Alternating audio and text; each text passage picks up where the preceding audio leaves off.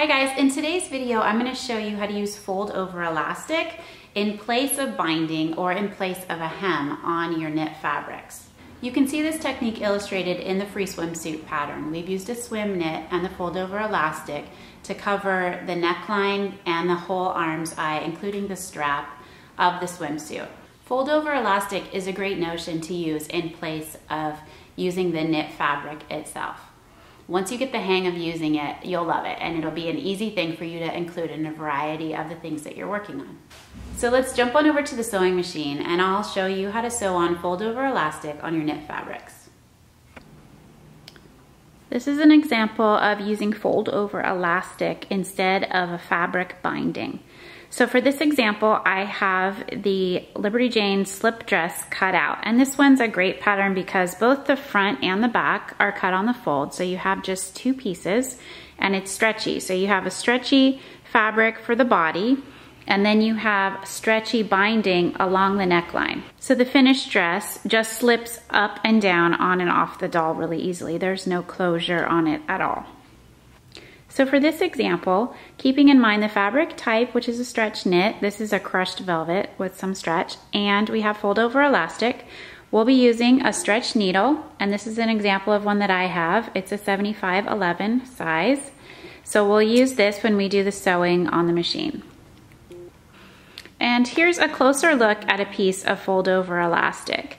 Now this one has a pattern on one side, so it's pretty easy to show you the difference of the right and the wrong side. You can see right in the center of this elastic, there's a crease line that goes down the middle. That enables the elastic to fold in half, which is why it's called fold over elastic. So once you sew this down, it will fold over and it'll sandwich the fabric in between the two layers, and it acts as a binding, and it stretches quite a bit, so you'll use either a zigzag, a twin needle, or a stretch stitch when you sew this on.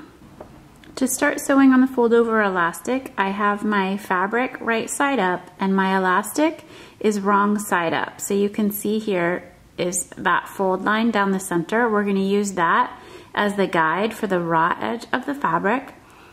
This goes on top, so I have wrong side to wrong side, and I'm going to zigzag right along this fabric edge, but not past this center fold line, with a long zigzag stitch along this center. And I can stretch this slightly as I'm sewing. Don't stretch the fabric, just the elastic, and it's cut a little bit longer so that I have a tail to hold on to as I finish the end. And here you can see we have that sewn down. So now this is the inside, and I've used a yellow bobbin. Once we have this sewn on the inside, you'll simply fold the elastic over, cover that stitching, and then we'll sew along this edge with a very narrow zigzag that just covers the edge. And this is what that will look like once you've stitched that edge, and you can see it has plenty of stretch.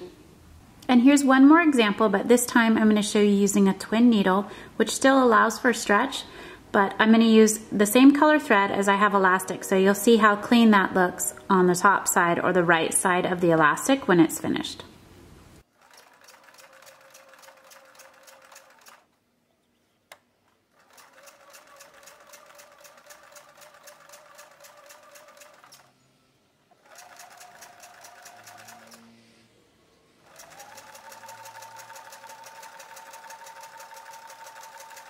Here you can see a very clean finish, and it's just 2 rows of stitching along, but it still has plenty of stretch.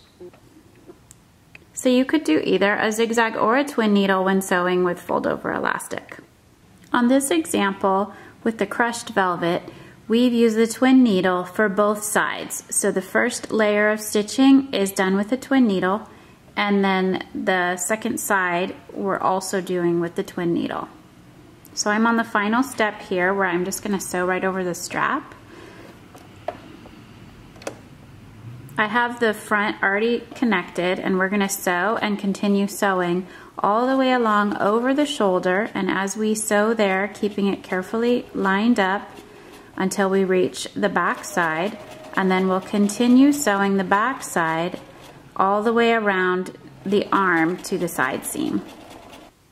Now you can see on the crushed velvet example, we've used the same color thread and a twin needle. So it has a good amount of stretch, and then the strap is sewn down. So that's sewn along this arm, and then it continues here where it continues to have stretch, and then over to the front side. And here's a closer look at the twin needle stitch. This is the front side. And this is the back side, and it's 2 rows now because we did the first time and the second time of a zigzag that happens on the back side. So you have that on the back side and this on the right side.